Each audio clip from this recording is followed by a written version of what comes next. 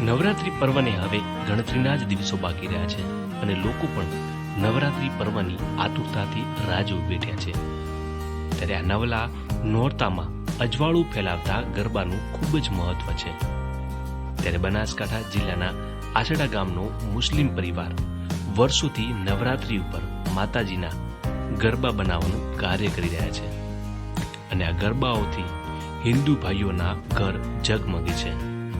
છેલ્લા 50 વર્ષથી આ પરિવાર અલગ અલગ ડિઝાઇનવાળા માટીના ગરબા બનાવી એક કોમી એકતાનું ઉદાહરણ પૂરું પાડી રહ્યા છે।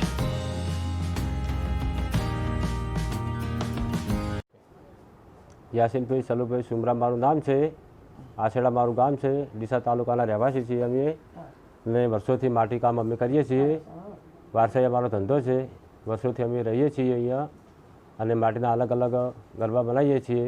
એના પર અલગ અલગ પેઇન્ટિંગ પણ બનાવીએ છીએ અને એના પર ભારતના ઝંડા પણ બનાવીએ છીએ। કોઈ નવદીપ આપણે દીપ દોરીએ છીએ। અલગ અલગ ડિઝાઇનો બનાવીએ છીએ અને હિન્દુ સમાજ અને મુસ્લિમ સમાજ બે હળી મળીને અમે રહીએ છીએ। હિન્દુ સમાજ બહુ અમારા પર બહુ ખુશીથી પણ આનંદથી અમારા ગરબા લઈ જાય છે। અમે તેમને આપીએ છીએ। અમારો પરિવાર આના પર નભે છે અને 50થી 50 જેવા અમારા પરિવારના કુટુંબ સભ્યો છે। સરકાર થોડો અમારો સહાય કરે। આસેડા ગામમાં 50 પરિવારનો મુસ્લિમ પરિવાર છેલ્લા 50 વર્ષથી ખૂબ જ શ્રદ્ધાથી ગરબાનું નિર્માણ કરતા હોય છે। જ્યારે હિન્દુ પરિવાર આ ગરબા તેમની પાસેથી ખરીદે છે ત્યારે મુસ્લિમ પરિવારમાં ખૂબ જ ખુશી જોવા મળે છે અને આ ગામમાં વસતા તમામ હિન્દુ મુસ્લિમ પરિવાર એકબીજા સાથે હળી મળીને સાથે રહે છે અને કોમી એકતાનું ઉદાહરણ પૂરું પાડી રહ્યા છે। અમે આસડા ગામના રહેવાસી છે। અમે 40 વર્ષથી રહીશું।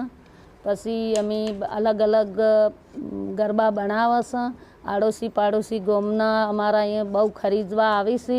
અમે આસડાના રહેવાસી નસીબાબેન સુમરા અમે અલગ અલગ ગરબા બનાવે છે। આડોશી પાડોશી ગામડાના બહુ લેવા આવી છે। ચીકણી માટીના બનાવે છે અને વર્ષોથી 40 વર્ષથી અમે આ ધંધા કરે છે અને અલગ અલગ કલર પૂરો છે અને 2 દિવસથી નવરાત્રિના એટલે અમે અમારે ખૂબ જ અહીંથી ઉપડી છે ગરબા। હિન્દુ પરિવાર લેવા આવે છે। અમને ખૂબ આનંદ થાય છે। અમારો પરિવાર છે 15-20 જણાનો।